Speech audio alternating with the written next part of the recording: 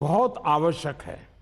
ये मैं समझ सकता हूं कि साल भर की इस लड़ाई के कारण व्यवस्था में भी थकान आ सकती है, ढीलापन भी आ सकता है।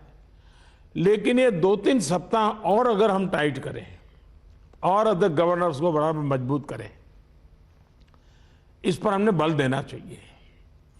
साथियों, आज की समीक्षा में कुछ बातें हमारे सामने स्पष्ट हैं और उन पर हमें विशेष ध्यान देने की जरूरत है। पहला, देश फर्स्ट वेव के समय की पीक को क्रॉस कर चुका है और इस बार के ग्रोथ रेट में पहले से भी ज्यादा तेज है। दूसरा, महाराष्ट्र, छत्तीसगढ़, पंजाब, मध्य प्रदेश, गुजरात समेत कई राज्य फर्स्ट वेव की पीक को भी क्रॉस कर चुके हैं। कुछ और राज्य भी इस ओर तेजी से बढ़ रहे हैं। मैं समझता हूं कि हम सब के लिए एक चिंता का विषय है, सीरियस कंसर्न है। और तीसरा, इस बार लोग पहले की अपेक्षा बहुत अधिक कैजुअल हो गए हैं। अधिकतर राज्यों में प्रशासन भी सुस्त नजर आ रहा है। ऐसे में कोरोना के केसेस की इस अचानक बढ़ोतरी ने मुश्किलें ज्यादा पैदा की है।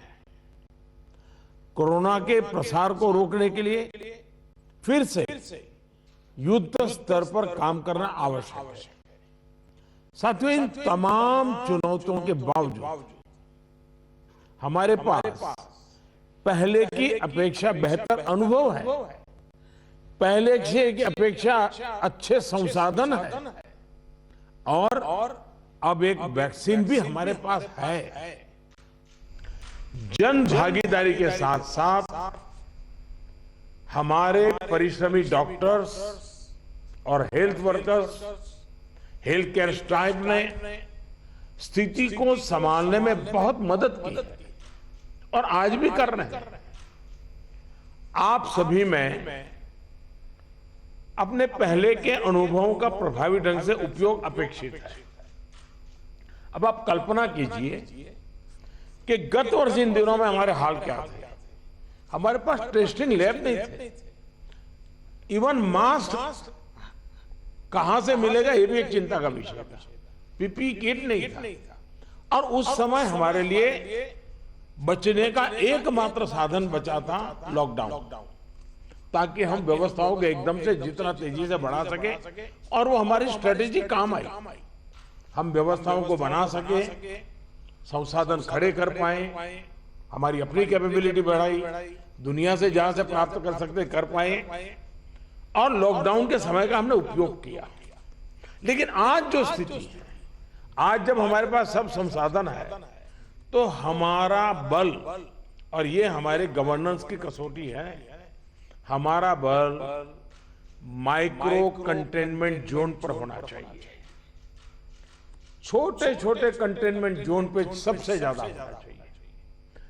जहां पर रात्रि कर्फ्यू का प्रयोग हो रहा है, वहां मेरा आग्रह है कि उसके लिए शब्द प्रयोग हमेशा करें, कोरोना कर्फ्यू, ताकि कोरोना के प्रति एक सजगता बनी रहे। कुछ लोग ये इंटेलेक्चुअल डिबेट करते हैं कि क्या कोरोना रात को ही आता है। हकीकत में दुनिया ने भी ये रात्रि कर्फ्यू के प्रयोग को स्वीकार किया है, क्योंकि हर व्यक्ति को कर्फ्यू समय होता है तो याद आता है कि हाँ, मैं कोरोना काल में जी रहा हूं और बाकी जीवन व्यवस्थाओं को कम से कम प्रभाव होता है। हाँ, अच्छा होगा कि हम कोरोना कर्फ्यू रात को 9 बजे शुरू करें या रात को 10 बजे शुरू करें और सुबह 5-6 बजे तक चलाएं, ताकि बाकी व्यवस्थाओं को प्रभाव ज्यादा न हो। और इसलिए उसको कोरोना कर्फ्यू के नाम से ही प्रचलित करें। और कोरोना कर्फ्यू एक प्रकार से लोगों को एजुकेट करने के लिए काम आ रहा है, अवेयरनेस के लिए काम आ रहा है, तो हमने इसके तरफ ध्यान देने के। लेकिन मैंने पहले कहा, अब हमारे पास व्यवस्थाएं इतनी हो चुकी हैं माइक्रो कंटेनमेंट जोन, उसी पर बल दीजिए, आपको अच्छे परिणाम मिलेंगे। हाँ, उसमें जरा सरकार को थोड़ी मेहनत ज्यादा पड़ती है, गवर्नेंस को टाइट रखना पड़ता है, हर चीज को माइन्यूटली ऑब्जर्व करना पड़ता है, लेकिन ये मेहनत रंग लाएगी, ये मुझ पे विश्वास कीजिए। दूसरी बात है, हमने पिछली बार कोविड का आंकड़ा 10 लाख एक्टिव केसेस से 1.25 लाख तक नीचे लाकर दिखा दिया था। ये जिस रणनीति पर चलते हुए संभव हुआ, वो आज भी उतने ही सटीक है। और मजा देखिए, उस समय सफलता हम ही लोगों ने पाई थी, तब संसाधन भी कम थे। आज तो संसाधन ज्यादा है और अनुभव भी ज्यादा है, और इसलिए हम इस पीक को बहुत तेजी से नीचे ला सकते हैं, पीक को ऊपर जाते रोक भी सकते हैं। और अनुभव कहता है कि test, track, treat, Covid appropriate behaviour और कोविड मैनेजमेंट, इन्हीं चीजों पर हमें बल देना है।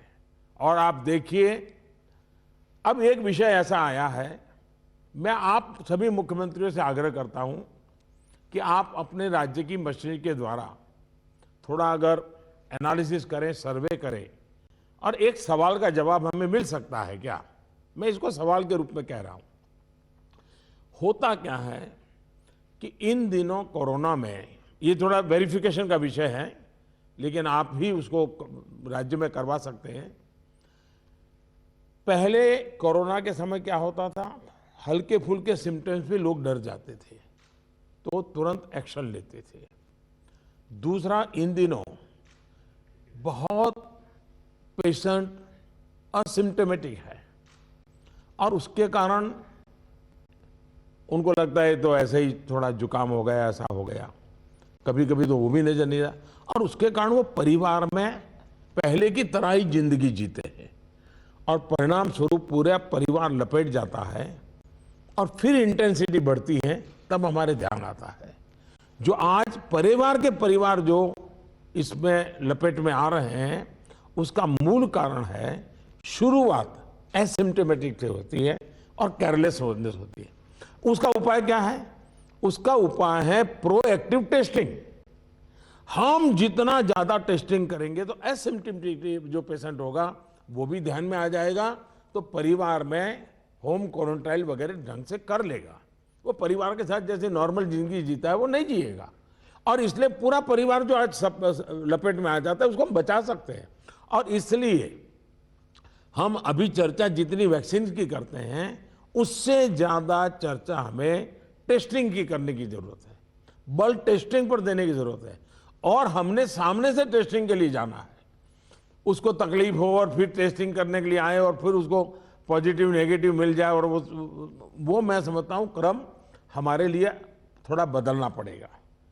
हमारे पास वायरस को कंटेन करने के लिए एक अहम तरीका है कि हम ह्यूमन होस्ट को कंटेन करें।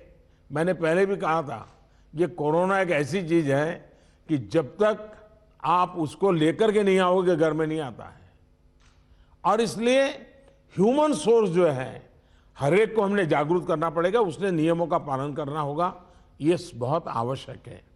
और निश्चित तौर पर इसमें टेस्टिंग और ट्रैकिंग की बहुत बड़ी भूमिका है। हम टेस्टिंग को लाइट न लें, टेस्टिंग को हमें हर राज्य में इतना बढ़ाना होगा कि पॉजिटिव रेट कैसे भी करके 5% के नीचे ला करके रख जाए। और आपको याद होगा, शुरू में जब कोरोना की खबरें आने लगी तो हमारे यहाँ कंपटीशन होने लगी, वो राज्य तो निकम्मा है, वहाँ बहुत बढ़ गया, फलाना राज्य बहुत अच्छा कर रहा है, राज्यों की आलोचना करना बड़ा फैशन हो गई थी। तो पहली मीटिंग में मैंने आप सबसे कहा था कि संख्या बढ़ने से आप जरा भी चिंता मत कीजिए, उसके कारण आपका परफॉर्मेंस बुरा है, प्रेशर में मत रहिए, आप टेस्टिंग पर बल दीजिए। और वो बात मैं आज भी कह रहा हूँ, संख्या ज़्यादा है इसलिए आप गलत कर रहे हैं ये सोचने की जरूरत नहीं है। आप टेस्टिंग ज्यादा करते हैं, उसके कारण पॉजिटिव केस नजर आते हैं, लेकिन बाहर निकलने का रास्ता वही है। और जो आलोचना करने वाले हैं, थोड़े दिन आलोचना सुननी पड़ेगी, लेकिन रास्ता तो टेस्टिंग का ही है। टेस्टिंग के कारण आंकड़ा बड़ा आ जाता, आने दीजिए। उसके कारण कोई राज्य अच्छा है, कोई राज्य बुरा है, ऐसा मूल्यांकन का तरीका ठीक नहीं है। और इसलिए मेरा आपका आग्रह है कि इस प्रेशर से बाहर निकल जाइए, टेस्टिंग को बल दीजिए। भले पॉजिटिव केस ज्यादा आते हैं, आने दीजिए, लेकिन उसी का तो हम उपाय कर पाएंगे। और हमारी टारगेट 70%, 70% आरटीपीसीआर टेस्ट करने का है। कुछ जगह से मेरे पास खबर आई है, मैंने वेरीफाई नहीं किया है, कि कुछ लोग जो आरटीपीसीआर टेस्ट कर रहे हैं उसमें जो सैंपल लेते हैं उसमें बहुत लेथार्जिक है। ऐसे ही मुंह के आगे ही से सैंपल ले लेते हैं। ऐसा है, बहुत गहरे जाकर के सैंपल लिए बिना रियल रिजल्ट मिलता ही नहीं है। अगर आपने ऊपर ऊपर से ले लिया मुंह में थोड़ा सा डाल करके, तो जो रिजल्ट आएगा वो तो नेगेटिव ही आने वाला है। और इसलिए जब तक सुई को अंदर डाल करके सैंपल नहीं लेते हैं, जिन राज्यों में ये हो रहा है इसको रोकने के लिए कोशिश कीजिए। भले पॉजिटिव केस बढ़े, चिंता मत कीजिए, लेकिन पॉजिटिव केस होगा तो ट्रीटमेंट होगा, लेकिन वो नहीं होगा तो घर में फैलाता रहेगा, पूरे परिवार को, पूरे मोहल्ले को, पूरे टेनामेंट को, सबको लपेट लेगा। हमने पिछली मीटिंग में भी इस पर चर्चा की थी कि आरटीपीसीआर टेस्ट बढ़ाने की जरूरत है। और फिर मैं कहता हूं कि प्रॉपर सैंपलिंग और प्रॉपर होना चाहिए। आपने देखा होगा कुछ लैब सबको निगेटिव दे रही है, कुछ लैब सबको पॉजिटिव दे रही है, तो ये तो अच्छी चित्र नहीं है। तो कहीं कुछ कमी है और ये गवर्नेंस के माध्यम से हमने चेक करना होगा। कुछ राज्यों को इसके लिए इंफ्रास्ट्रक्चर बढ़ाने की जरूरत होगी, लेकिन इसे जितनी तेजी से करेंगे उतना ही मददगार होगा। लैब्स में शिफ्ट बनाने की जरूरत करनी है, तो मैं समझता हूं इसे भी किया जाना चाहिए। साथ ही मैंने जैसे पारण में कहा, कंटेनमेंट जोन्स में टेस्टिंग पर हमें बहुत बल, जिस कंटेनमेंट जोन तय करें उसमें एक भी व्यक्ति टेस्टिंग के बिना रहना नहीं चाहिए। आप देखिए, आपको परिणाम फटाफट मिलना शुरू हो जाएगा। साथियों, जहां तक ट्रैकिंग का प्रश्न है, प्रशासनिक स्तर पर हर इन्फेक्शन के हर कॉन्टैक्ट को ट्रैक करना, टेस्ट करना और कंटेन करना, इनमें बहुत तेजी की जरूरत है। 72 आवर्स में कम से कम 30 कॉन्टैक्ट ट्रेसिंग से हमारा टारगेट कम नहीं होना चाहिए। एक व्यक्ति का खबर आया तो उसके 30 संबंधित लोगों जो भी मिले हैं उसको हमने करना ही पड़ेगा। कंटेनमेंट जोन की भी सीमाएं स्पष्ट होनी चाहिए, वेग नहीं होना चाहिए। पूरे के मोहल्ले, इलाके के इलाके, ऐसा मत करो। अगर 2 फ्लैट हैं, एक इमारत में 6 मंजिला है, तो फिर उतनों को ही करो। बगल का टावर है उसको बाद में देखो। अदरवाइज क्या होगा कि हम सब के सब सरल मार्ग यही है कि मेहनत कम पड़ती है, ये कर दो। उस दिशा में मत जाइए। आप सब इस दिशा में सक्रिय हैं, बस हमारी सतर्कता में कोई कमी नहीं आनी चाहिए, यही मेरा आग्रह रहेगा।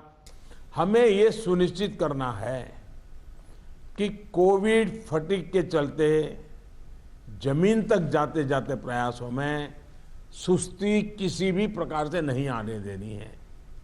कई राज्यों में कॉन्टैक्ट ट्रेसिंग को पीरियोडिकली क्रॉस चेक करने के लिए भी टीम्स बनाकर काम किया है। इसके अच्छे नतीजे मिले हैं।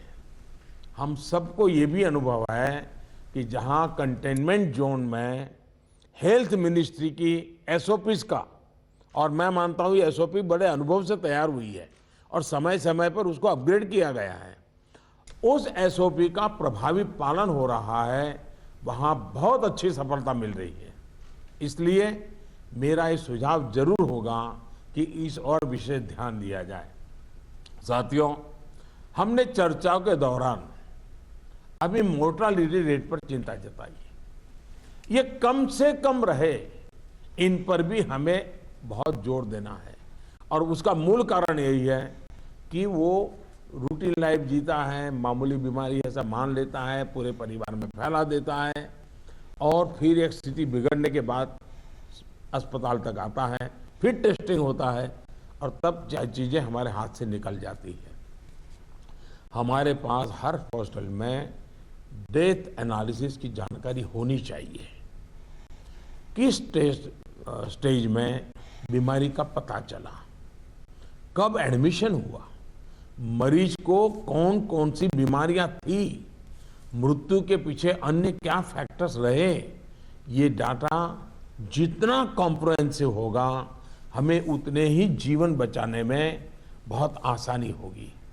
साथियों, मैं आपकी भी जानकारी में है कि एम्स दिल्ली हर मंगलवार और शुक्रवार को इस विषय पर वेबिनार आयोजित करते हैं और देश भर के डॉक्टर्स उनसे जुड़ते हैं।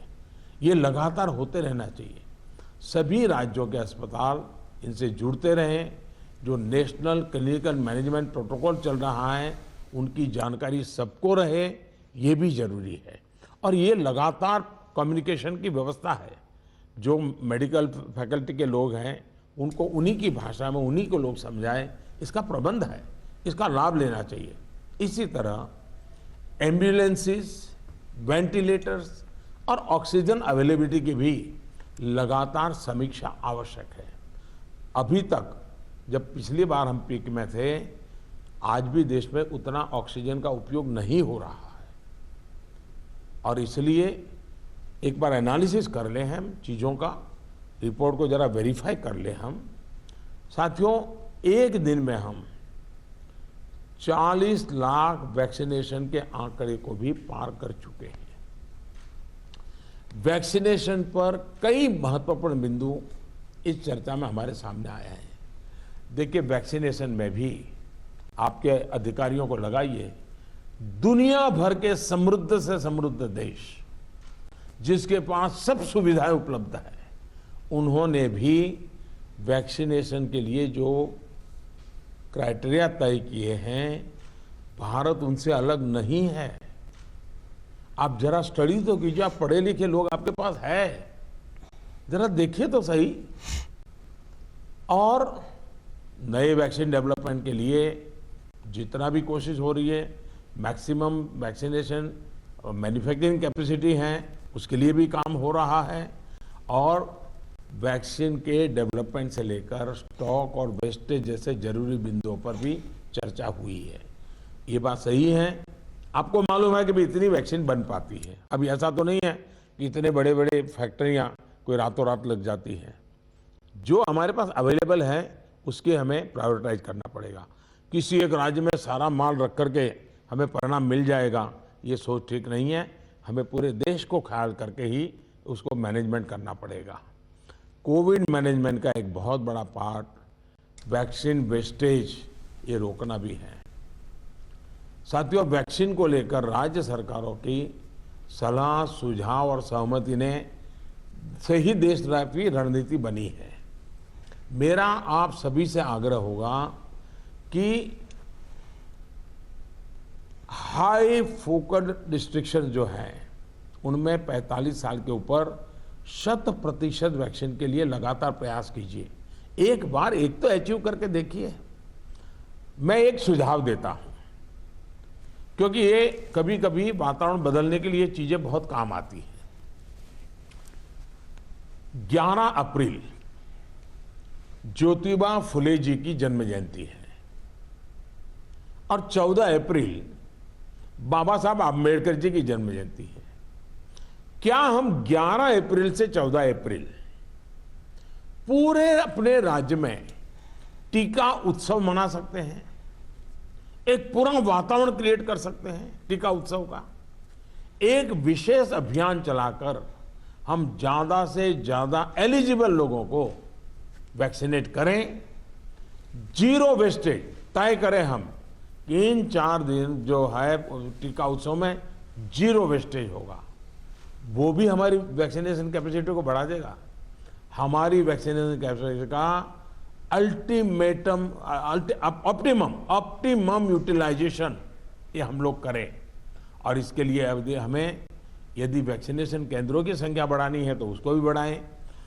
पहले एक बार देखें कि हम 11 से 14 अप्रैल किस प्रकार से चीजों को मोबिलाइज कर सकते हैं। एक अचीवमेंट का सेटिस्फैक्शन मिलेगा, वातावरण बदलने में बहुत काम आएगा। और मैं भारत सरकार को भी मैंने कहा हुआ है कि जितनी मात्रा में हम वैक्सीनेशन पहुंचा सकते हैं पहुंचाने का प्रयास करें। हमारा प्रयास यही होना चाहिए कि इस टीका उत्सव में हम ज्यादा से ज्यादा लोगों को वैक्सीनेट करें, और वो भी एलिजिबल वर्ग को। मैं देश के युवाओं से भी आग्रह करूंगा कि आप अपने आसपास के भी 45 साल के ऊपर के जो लोग हैं उनको वैक्सीन लगाने के लिए मदद करिए। मेरी नौजवानों से विशेष अपील है, आप हेल्दी हैं, सामर्थ्यवान हैं, आप बहुत कुछ कर सकते हैं, लेकिन अगर मेरा देश का नौजवान कोरोना के जो एसओपीज हैं, जो प्रोटोकॉल्स हैं, डिस्टेंस मेंटेन करने वाली बात है, मास्क पहनने वाली बात है, अगर मेरा देश का नौजवान इसको लीड करेगा तो कोरोना की कोई ताकत नहीं है कि मेरे नौजवान तक पहुंच जाए। हम पहले इस प्रिकॉशन को नौजवानों पर बल दें। नौजवानों को वैक्सीन के लिए जितना हम मजबूर करना चाहते हैं उससे ज्यादा उसको प्रोटोकॉल के लिए प्रेरित करें। अगर हमारा नौजवान इसको बीड़ा उठा लेगा, खुद भी प्रोटोकॉल का पालन करेगा, औरों से भी करवाएगा, तो आप देखिए वही स्थिति जैसे हम एक बार पीक पर जाकर के नीचे आए थे, दोबारा हम आ सकते हैं। इस विश्वास के साथ हम आगे चल सकते हैं। सरकार ने एक डिजिटल व्यवस्था बनाई है जिससे लोगों को वैक्सीन में मदद मिल रही है, और बहुत अच्छा अनुभव सब लोग लिखते भी हैं कि भाई मुझे बहुत अच्छा अनुभव रहा। लेकिन इस डिजिटल व्यवस्था से जुड़ने में जैसे भी परेशानी आ रही है, जैसे गरीब परिवार हैं उनके लिए टेक्नोलॉजी का समझ नहीं है, मैं नौजवानों से कहूँगा ऐसे परिवारों को मदद करने के लिए आप आगे आइए। हमारे एनसीसी हो, हमारे एनएसएस हो, ये हमारे राज्य के जो सरकार की व्यवस्थाएं हैं उनको हम काम में लगाएं ताकि लोगों को थोड़ी मदद मिले। हमने इसकी चिंता करनी चाहिए। शहरों में एक बहुत बड़ा वर्ग है जो गरीब है, बुजुर्ग हैं, झुग्गी झोपड़ी में रहता है, उन तक ये बातें पहुंचाएं, उनको हम वैक्सीनेशन के लिए ले जाएं। ये हमारे वॉलेंटियर्स को, सिविल सोसाइटी को, हमारे नौजवानों को हमारी सरकारें मोबिलाइज करें और उन्हें प्राथमिकता के आधार पर हम वैक्सीन लगवाना अगर हमारा प्रयास रहेगा तो हमें एक पुण्य का काम का संतोष मिलेगा, और हमें उनकी चिंता जरूर करनी चाहिए। वैक्सीनेशन के साथ साथ हमें ये भी ध्यान रखना है कि वैक्सीन लगवाने के बाद भी लापरवाही न बरते। सबसे बड़ी संकट ये हो गया है कि भाई अब मुझे कुछ होगा ही नहीं। देवन से मैं कह रहा हूं, दवाई भी और कड़ाई भी। हमें लोगों को ये बार बार बताना होगा कि वैक्सीन लगने के बाद भी मास्क वगैरह जो प्रोटोकॉल्स है उसका पालन और अनिवार्य है। इंडिविजुअल लेवल पर लोगों में मास्क और सावधानी को लेकर जो लापरवाही आई है उसके लिए फिर से जागरूकता जरूरी है। जागरूकता के इस अभियान में हमें एक बार फिर समाज के प्रभावी व्यक्तियों, सामाजिक संगठनों, सेलिब्रिटीज, ओपिनियन मेकर्स अपने साथ जोड़ना होगा। और इसके लिए मेरा आग्रह है कि गवर्नर नाम की जो अपने यहाँ इंस्टीट्यूट है उसका भी भरपूर उपयोग किया जाए।